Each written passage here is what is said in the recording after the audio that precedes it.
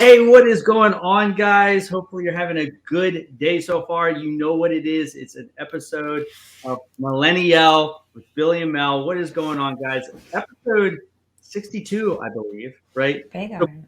so Yeah. we're 62 years old, right? So now we're able to get Social Security and start collecting that. So I think each time we do an episode, I'll find some interesting fact that has to deal with The that age. number.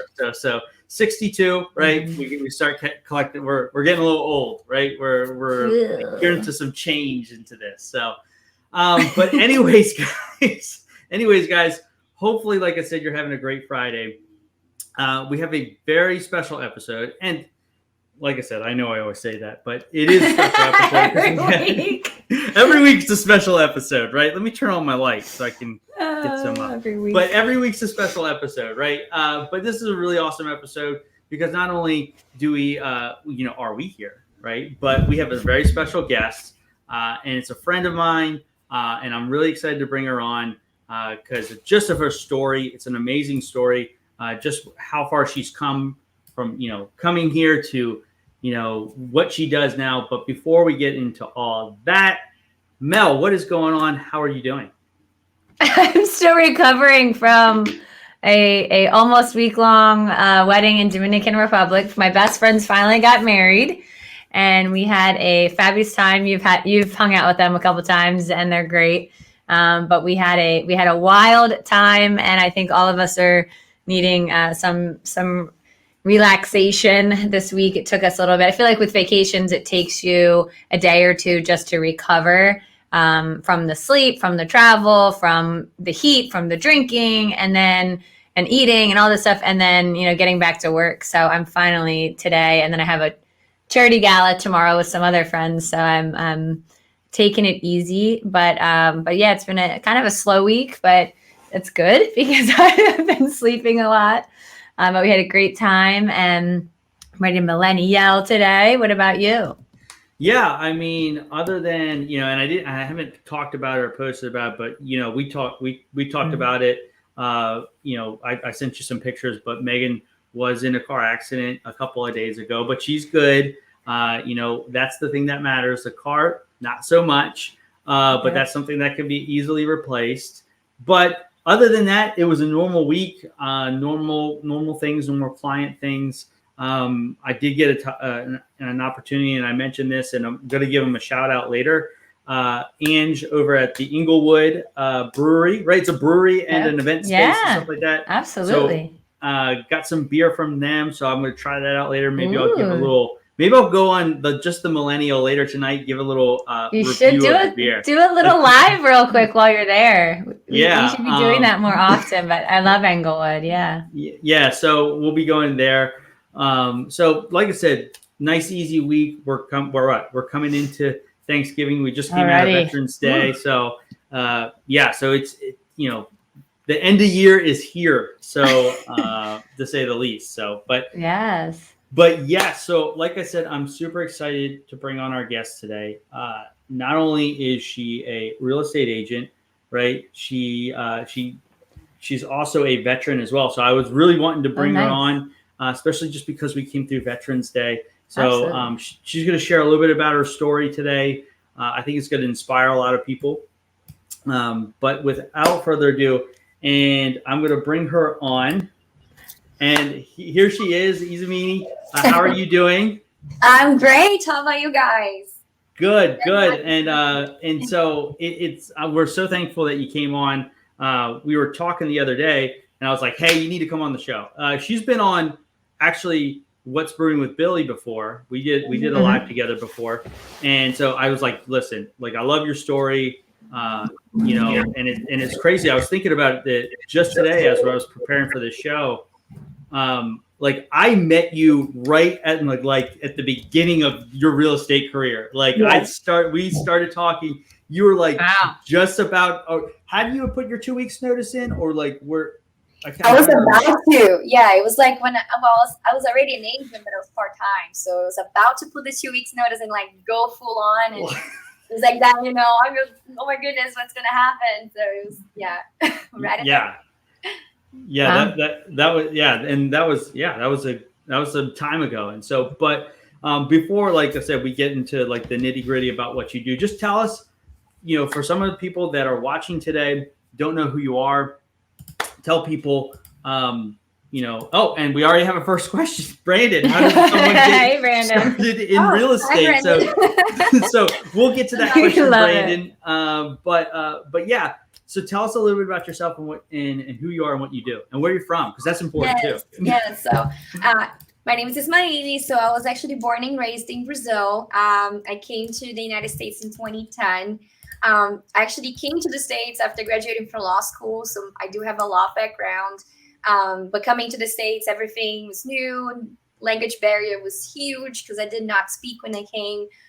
So, I had to go back to the basics, learn English all over again, and then I went back to college because my degree was invalid here. So I ended up pursuing a new degree in supply chain management, information technology at the time.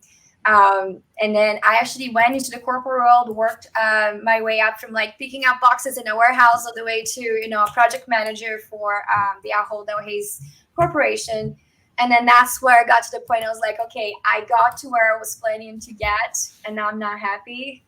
And, real estate was there, and I fell in love with the industry and got my license. I actually started out a little bit as an investor, and then, really got into it, decided to get my license, and then it just went on from there. So that's me here in the U.S. now. I do have a fiance. I just got engaged. Oh, congrats!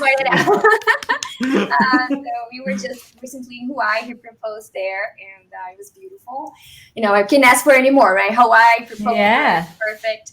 So that's coming up, prepping the wedding now. That's the stress of my life. Well, I know somebody that could help. Right? I know. I mean, I help Mel. You might have to help. Yeah. There you go. Yeah, no, that is, I mean, that's awesome. And like you said, talk about, obviously somebody coming from a different country, you kind of hinted on it, right? With the language barrier. What are some of the struggles specifically you dealt with that? And then maybe touch on like some of the difficulties that you had shifting from corporate America to real estate. Yeah, so the language was a huge issue there, and there was a lot that came with that barrier as well. When you are a younger female from a Latin American country, right? So I'm from Brazil. They have some stereotypes, so there was a lot to kind of progress from there. I did go to a lot of schooling because I had that self-conscious mindset that people look at me, oh, you don't speak English, you were stupid, right? And there was a lot of that, unfortunately. So I had to overcome that. And the best way I found to do that is just do the best I can, be the best, learn as quickly as I could. And it was just really a whole year of studying, 2 years of studying. Reason why I decided to get a degree is because people here don't see you unless you have the education to, back yourself up.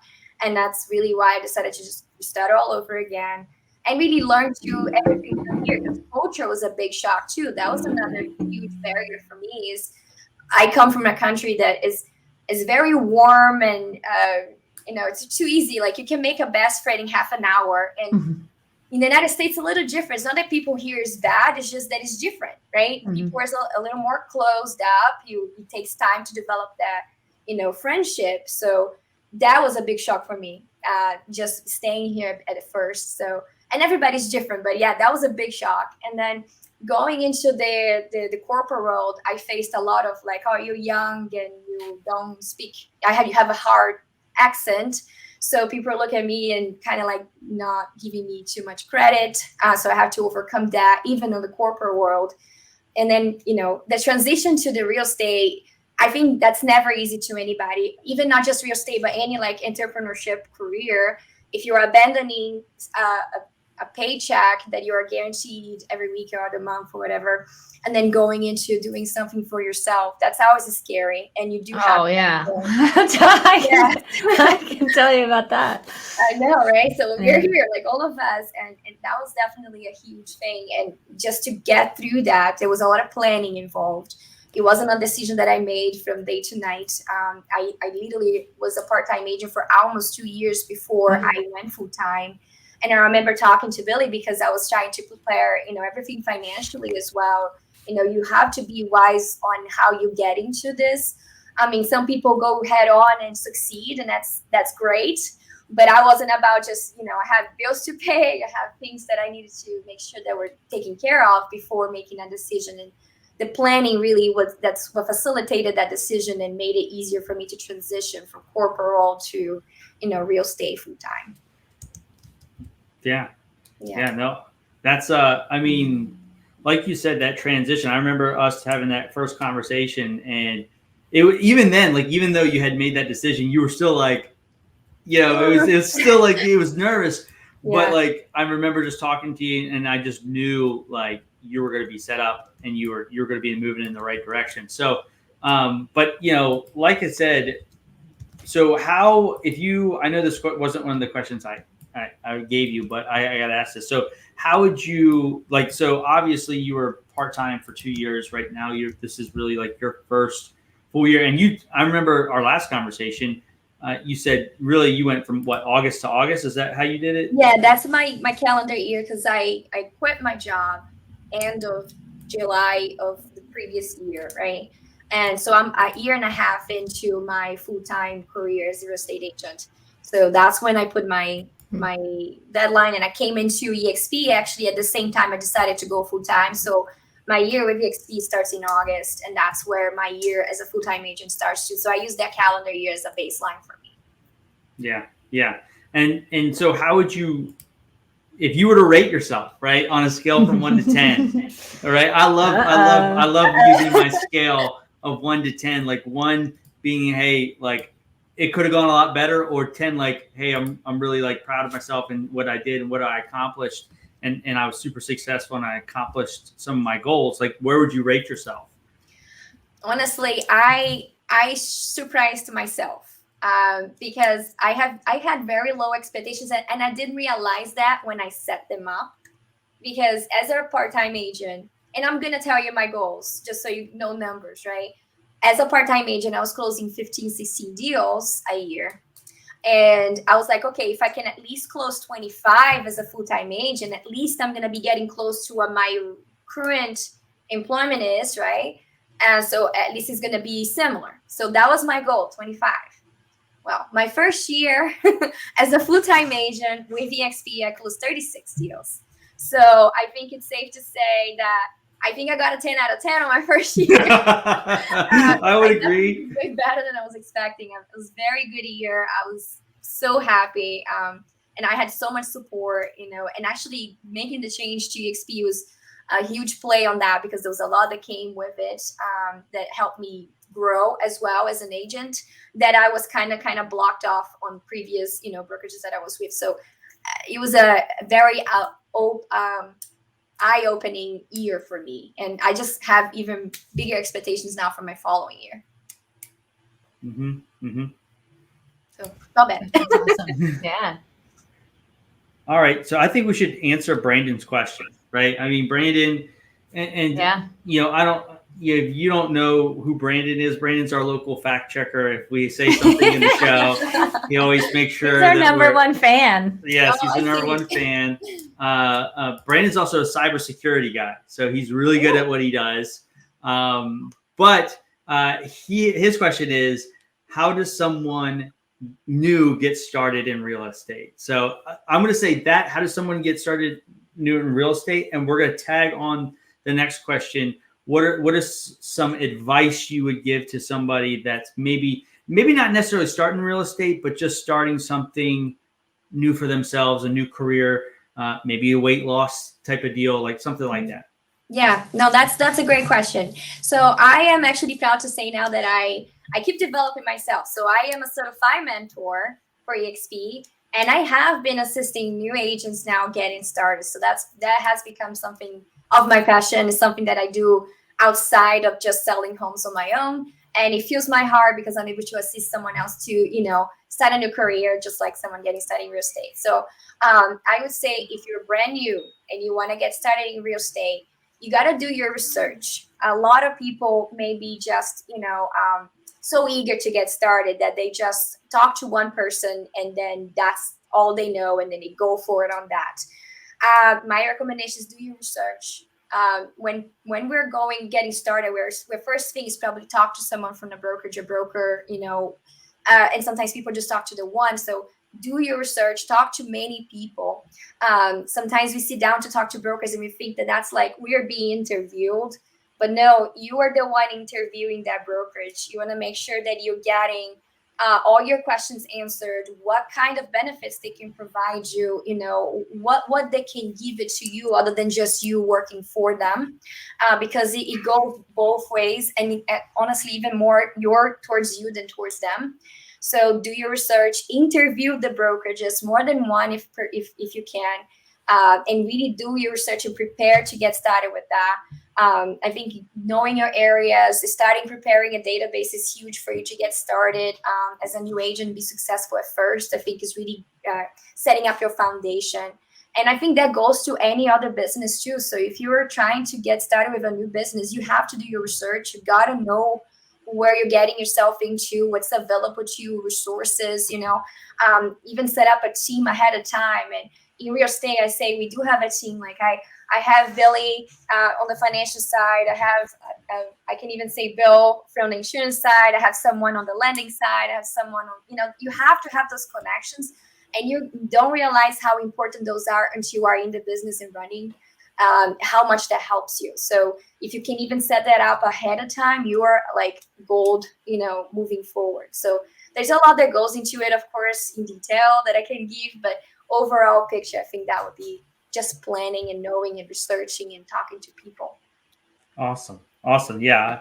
I mean, I was the same way. Like before I got started in the financial services industry, like I did a lot of research on a lot of different companies and was really kind of due diligent and stuff like that, trying to pick, like you said, like every company offers something different, offers a different, pay structure, offers a different, benefits, offers this, that. And so, like you said, Brandon, that would be a good way to start. I know he's talked to me about real estate before. So I know that question was coming, to say the least.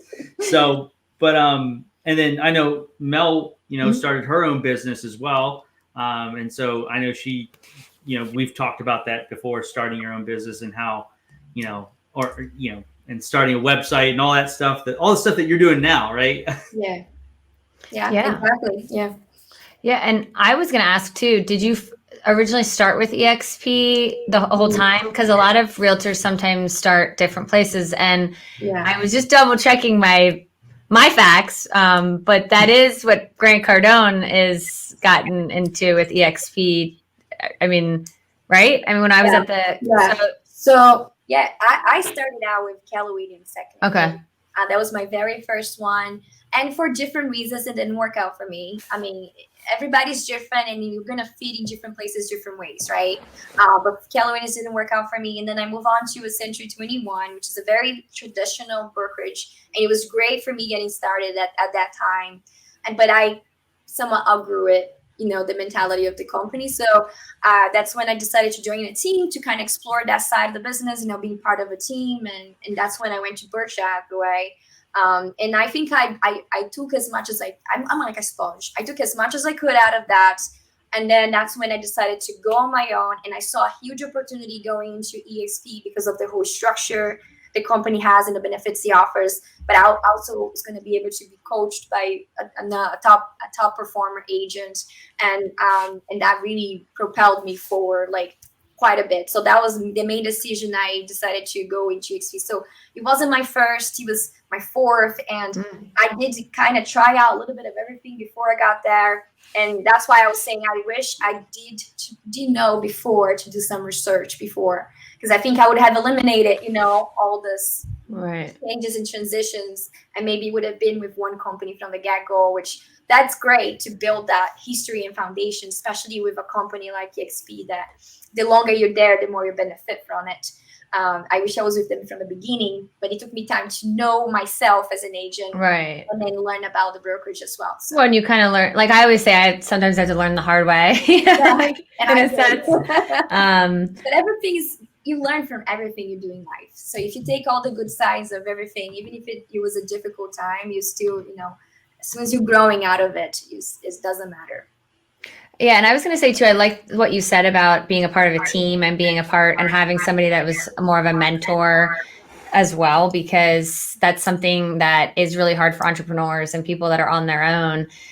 You know, you have the resources and like the people that are there, and that, you know, you took advantage of some of the things. But I'm curious as far as, because I don't know much about real estate at all, and like the brokerage, the idea, and like different companies. Are there some that just kind of say, hey, you know, good luck, go out there and sell houses and just you're on your own? And then you have other ones that are like, hey, you know, no, we're here for you. We want to work with you. That we, like you said about the mentor and everything. For me on the outside, it looks like sometimes it's, and again, I don't know anything. I'm very ignorant. So but it almost feels like you're joining, but you're like, you know, go sell houses, you know? Yeah. But it's very true. So yes, that's one of the reasons some of them didn't work out for me, is because yes, they do take you in and you feel like, oh, I'm interviewing, it's a job, but then you got in, you're like, yeah, go for it, you're on your own now. And they offer you things like some classes here and there, but sometimes people's schedule is restrictive and you can't attend some classes. So a lot of them for me were restricted, because when I first joined, I was still a part-time, right? So I was still working a full-time work during the day, and I was trying to do real estate on the remaining hours of the day. And so all the classes that they may have offered at the time, I couldn't even attend. So I felt like I was very alone getting started into real estate. And one of the reasons I became a mentor now, it's because I want to make sure that the new agents coming into the market now are not feeling like I felt when I first joined. So a new agent comes and gets assigned to me. Like if they come to EXP, if they are a new agent, they have to have a mentor for at least their first 3 deals, so they can get a sense of the market, how to do the business, learn some structure, some, you know, systems. That way they not just like throw into the woods and figure it out by yourself. And the mentor program really assists with that. And I decided to become a mentor so I can pass on my knowledge to other people as well. Awesome. And that's how EXP is structured. And I love that. So my question is, now that you're mentoring people, right? I feel like the next progression is to become your own broker, right? To have your own team. Is that the next progression? That's in the works. Okay. That's definitely something I want to get to. I'm trying to really get a good amount of, you know, work going on for me, so I can, when I decide to make that move, I can provide something to the people that are going to be coming under me. But I think the next progression for me would be a team. I think I'm getting busy enough where I could easily have team members with me and kind of provide them with even more work, because I'm not able to do all on my own. So I think that's going to be the next progression. And eventually I definitely want to get to broker license and then start doing my own office. I think that's going to be the progression there, but it's on the works. Don't worry, it's coming. I knew it was. You know, there's some people that just like being an agent, right? Then that's their jam. That's what they want to do. They just want to sell houses, you know, by themselves. But like you said, you know, I think we're all on the same wavelength. It's like, hey, you know, if I can bring on a couple people, right, and they can do some work and I can make some money, they can make some money, like that's beneficial for everybody. Yeah. Sell more homes, right? Exactly. Yeah. So, but yeah, you know, one of the things we talked about, especially I remember conversations, and I remember the very first conversation we had, and then a couple after, we talked a lot about self-development, right? We talked, I mean, you had sayings behind you. I can't remember what the sayings were, but I remember you have a few. all the quotes, right? I remember all the quotes, and I remember, you know, talking a lot about books and stuff that we read and whatnot. So how important is self-development to you, and how and why people should do it? So to me, I feel like if I get to a point where I know everything about what I'm doing and then that's it, I get bored. Like, that's just who I am. I don't like stagnating. I feel like there's always something new to learn, especially in an industry as big and fast growing like real estate. There's always something new coming up. There's in any section of the industry, because, you know, there's so many things that go into real estate, especially if you're an agent. You have the digital marketing, which is progressing so dramatically every day. So if you blink, you miss something, you know. So there's a lot to learn all the time. And I feel like I got into the mentor because that was something that I wanted to do it, and I just wanted to help someone else. And that just is kind of like the volunteering side of things. Yes, I do get, paid for it, but it's really like that. It's not really that much. It's more like the fulfillment of helping someone. And then education, I'm always trying to get new certifications. In real estate, you have so many. Right now, I'm working on I'm a senior resident specialist certification, so I can help focus on people that are trying to go, downsizing, going to like a retirement home or buying a smaller home. So there's a whole certification for that, which I'm working on that. And also there's a whole commercial side that I haven't explored yet, which I started doing some classes on that. And it takes time to get your feet wet on the commercial side. But that's something that is on my, my mind, my goal to get to at some point. So I've been studying on that as well. But I feel like everybody should keep themselves always thriving and working your brain, because if you think you're like, oh, I know everything I need to know, you don't. You're gonna get stale. You need to keep going and learning new things. There's too much out there not to try to explore it. Yeah. No, I mean, we're both, self-development junkies. I mean, especially Mel with the Grant Cardone 10X, everything, 10Xing everything and stuff like that. So I have to tell you, I started an audiobook. Guess which one? It was on the flight. Which one? Take a guess.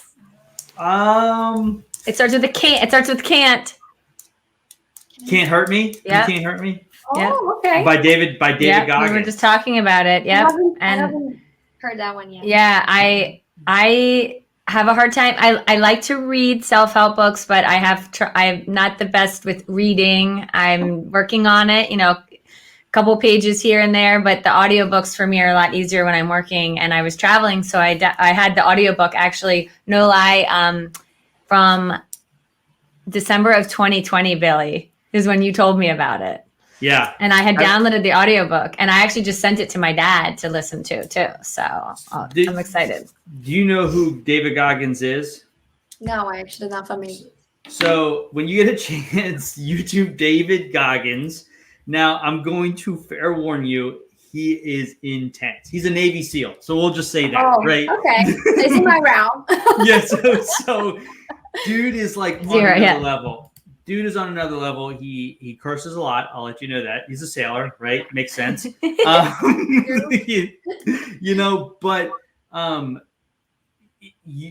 his journey from childhood to where he is now, probably the worst life you could ever expect, right? Crazy. And just crazy stuff. And he should have been in jail, dead by now. But just something like he talks a lot about sharpening your mind, and just he's like an ultra marathon runner. He's run like a bunch of races, like 100+ miles. Like he runs like 40 races. Yeah, he is an animal. But if you get a chance, definitely look him up on social media. But his book, You Can't Hurt Me, amazing book, an amazing book on how to like. He has this saying. At the end of every video he says, "Stay hard." Like he'll say something motivational, say, "Stay hard." So he's about hardening your mindset and stuff like that. So, but that's is it narrated by him? It's both. It's him and somebody else that is also, and this is actually funny because it's almost a audiobook, a podcast, and a like a show, like a TV, like not TV, but all at the same time. So they did it. It's actually really unique. The audiobook, it's neat. Yeah, there's a part in the book he talks about. It's the first time it's the reason why I have standards in my life. I never had standards in my life. I never said, okay, I'm going to wake up at a certain time. And if I don't hold myself to that, if you don't have a standard, you can't hold yourself accountable to stuff. Like, hey, I'm going to set 2 appointments a day, every day, no matter what. Like that's the standard. Right. And then he also has another, I don't know how far you got into the book, but the accountability mirror that he talks about. Like he used to, like when he had a rough day, he would sit in front of his mirror and just talk to himself and hold himself accountable for his own actions. Like he would look at himself in the eyes in the mirror and say, did you do everything that you were supposed to do today? Did you, holding himself accountable because he had no one around him that would do that for him. So he was like, I have to do it myself. Like, so it's an amazing book, amazing person. But like I said, if you're watching this, people, and you're, you don't like curse words and you don't like people in your face, probably not the person to follow. Yeah, but I mean, the first like 10 minutes, I was mind blown. Like, so it's So it's called "You Can't Hurt Me." Can't Hurt Me. Can't Hurt Me. Okay. Yeah, You Can't Hurt Me. Yeah. I'm done that book. I'll just send, next time we meet up, I'll give it to you. You can read it. I usually give my books away just because like there's a couple that I read, like I'll reread a couple of times, but like some books I'm like, I'll read it. I'm like, yeah, I got a lot out of it. And why just hold it here? Right? Why not put it somewhere where somebody else can get some value out of it too? That's true. Yeah. I'm all about that. I think we're on the same wavelength there. So obviously, like I said, you're big into self-development and stuff like that. Who are some of your favorite self-development people? I really liked the Tiny Things, Tiny Habits. That's a good one. Yeah, I really like that one. I think that one really did help me because when you're trying to like, especially when you start a new career like I was, and trying to establish new, routines, because I was working a full-time job where the routine was set for me basically, right? And then when you become your own boss, it's too easy to be like, I don't need to wake up early. I don't need to do this today. I'm going to take a day off, and then things don't get done and you're like overwhelmed. Right. So setting up those habits is very hard, especially when you're trying to make a whole change. So this book, the Tiny Habits book, really helped me like really understand, okay, I don't need to make a full-blown change, even though I needed at the time, but like the mindset of implementing little things every day. Like I'm going to commit to wake up every day at 6:30. Okay. So I'm going to start with that. And then you notice that your day now you have so many more hours on your day. So like now I can actually implement maybe doing a workout in the morning and then do like a video. And then, and so that helped me so much. That book was like kind of like an eye opening for me in order to kind of structure myself and develop those little habits that I didn't have it before because you were so already structured by the corporate world, and doing it on my own was kind of tough. Oh yeah. Oh, I mean, I can talk about that too. That I've read that book. Great book. I was the same way. You never really had a rhyme or reason for what I was doing. And I remember, like you said, being in corporate America, I was the guy that was putting policies, procedures in place, like to make sure that we did, you know what I mean? And then like when you become your own boss, right? Or you're self-employed, like you're like, what? There's not all these things, right? Yeah. Like you're like, I got to put these in place. And so like, and I think you said something really important that people fail to realize is that people think they have to change everything at one time, and you can't. Like your mind can't physically there are some people that can see big picture, but you gotta be. But for most of us, you have to take little by little and put it in place, and then get good at it, and then move on. Because that was my problem. I would put it in place, and I'd be like, okay, it's in place, and then I'd go do something else, and be like, well, and now it's not in place anymore because you're like, oh, I'm too busy. Yeah. That was happening way too often. And holding yourself accountable, it's very hard. Very hard. Yeah. So that's why I need to read this book. Me too. I'm the same way. Yeah. It's hard. Yeah, I would totally recommend that book. It's an awesome book. Just like I said, he's when you start to read some of his story, you're gonna be like, how did this guy even make it? Great. He failed SEAL school 3 times and went back. He went through 3 times. So, some dedication there. Yeah. They told him for the 4th time, because he's an African American. He was when he joined the Marine or the SEALs, he was 250 pounds. He was fat. He couldn't swim. Like, it's like, bro, you're being a Navy SEAL. You can't swim. And they told him, I remember they told him, like, on the 3rd, after they failed and they was coming back, they invited him back. They said, listen, David, like if you don't pass this time, you're not coming back. And so he finally passed. But yeah, so it's really good. No, I like that book. That's a great one. So, but yeah, I mean, so now that we're kind of some fun questions, right? We kind of talked about a lot of, in-depth stuff, right? Yeah. What are some of the things that you miss from like your home country, Brazil, like that you can't get here? Food. Oh, there's so many different foods that I miss. So I think the biggest things I miss that you really can't find here is fruits. And even the fruits that we do have here, like mangoes here, don't taste nothing like the mangoes in Brazil. Really? No, like you can get a mango that fell off the tree in Brazil, and it would be that juicy, succulent, amazing, flavorful, soft mango. And then here is like that dry, flavorless. For me, it's like nasty. I don't like the mangoes here, so I really miss that. And like we have, I don't know, 8 types of bananas in Brazil. Here you have 1, and that's it. Like you have to just eat whatever they have at the store. So they have variety of fruits and the flavors, especially orange juice. Like I can literally stop any corner in Brazil in a little coffee shop, and they will have freshly squeezed juice, orange juice to you. And it's like a good flavor orange juice. Here, you go to the store, it's those fake orange juices. I don't think kids here know what an orange juice is supposed to actually taste like.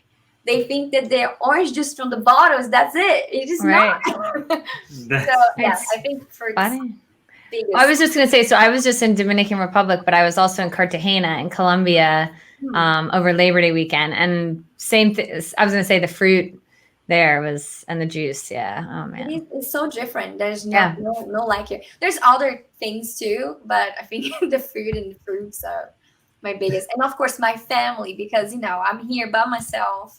So I do miss my family the most. Everybody that I know is there. I don't have any family in the US.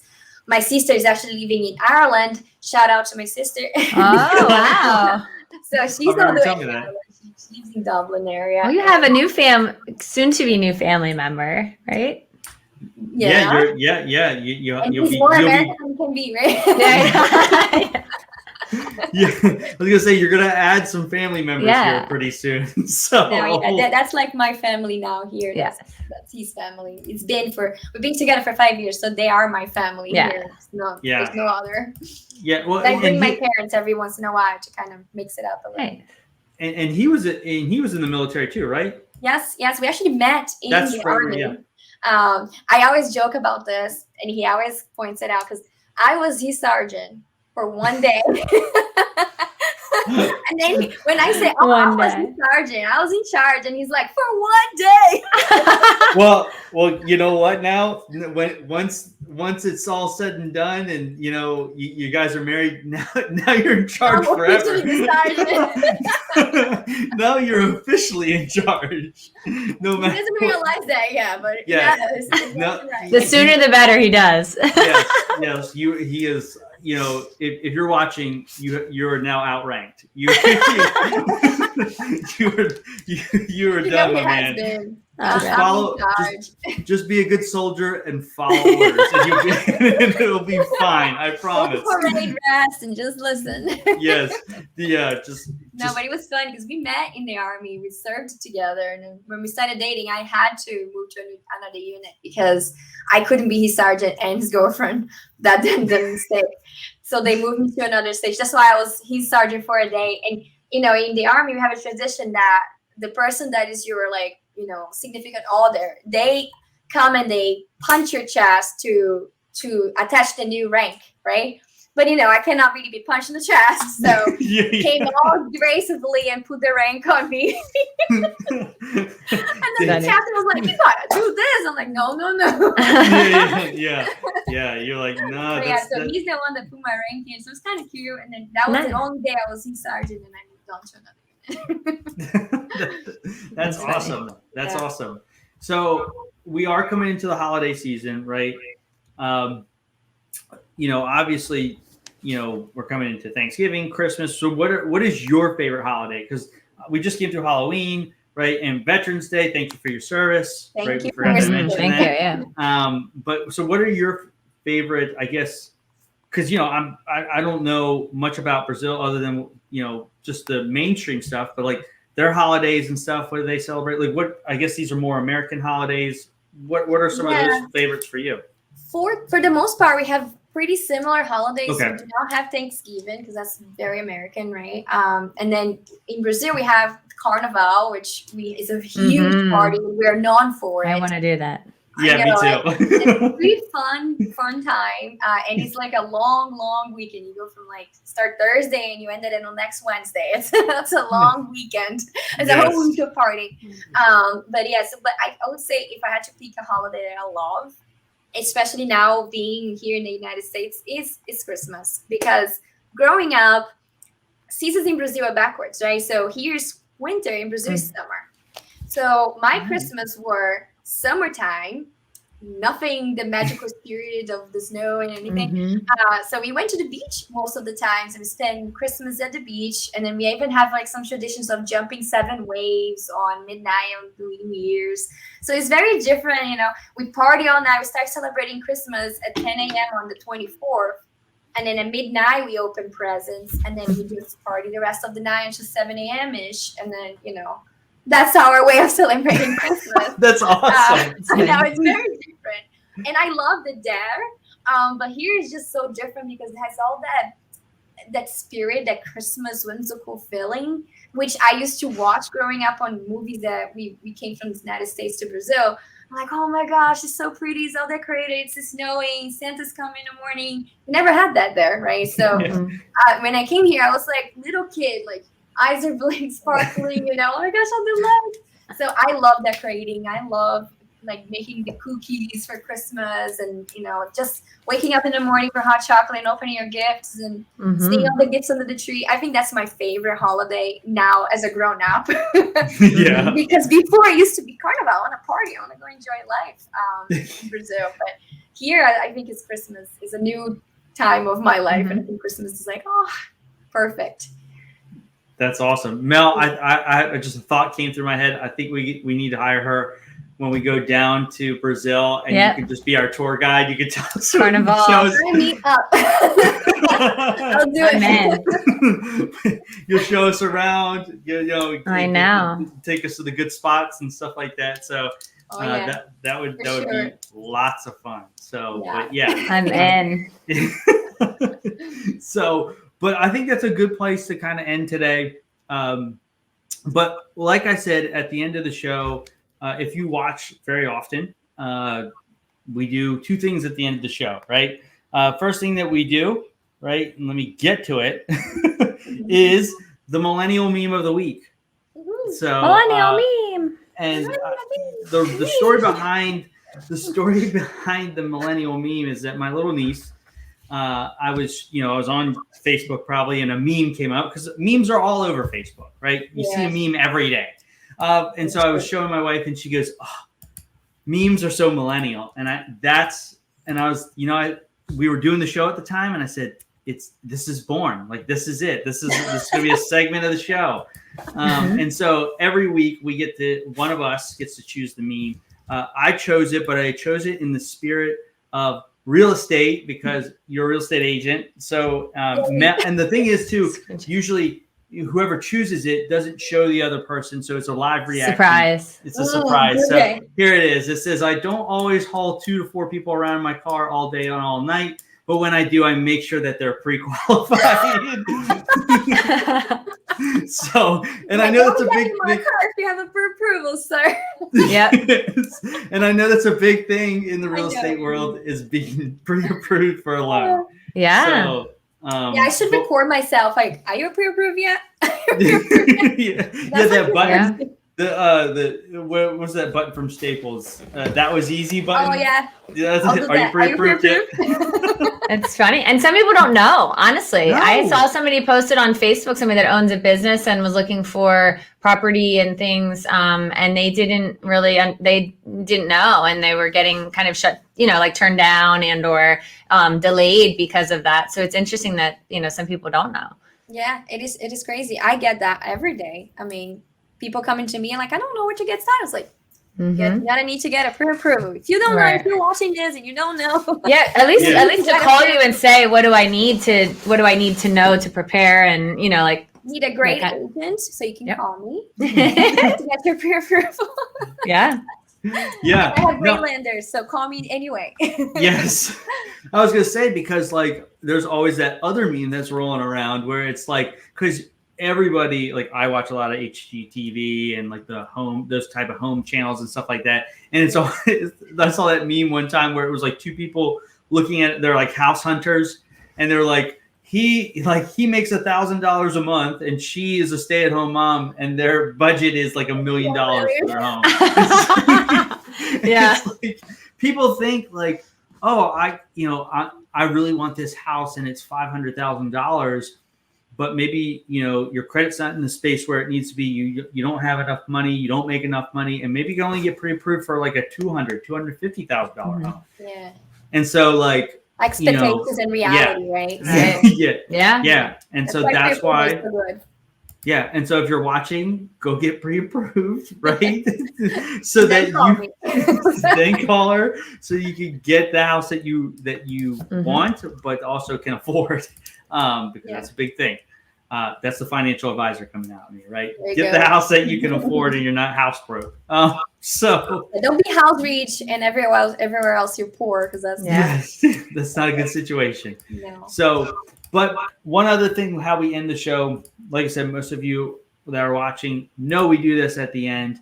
It's the time of the show where Mel gives some advice, right, to take us into the weekend, something along that line. So it's Mel's moment. However, whenever we have a special guest, they get the opportunity to share their piece of advice, something to leave the audience, something to take into the weekend so that we can set our weekend up for success. So without further ado, take it away.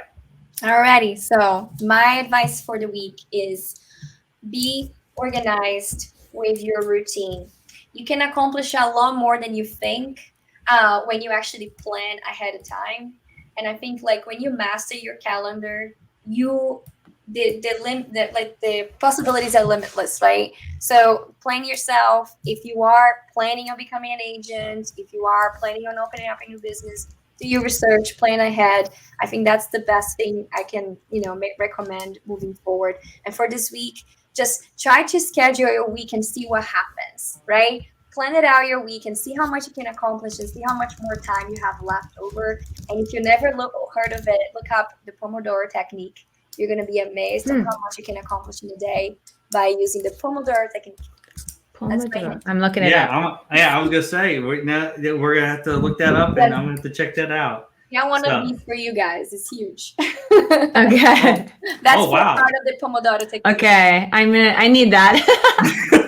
Yeah, I'm going to I need anything. I need anything. Help me. 3 people's worth of work a day. So wow. Seriously. Oh, well, I'm gonna have to check that out. But before we jump off here, please let everybody know how to get a hold of you, especially if they're looking for a house, selling a house, downsizing. I didn't know you were getting that certification. That's great for somebody that helps people retire, right? Downsize. Exactly.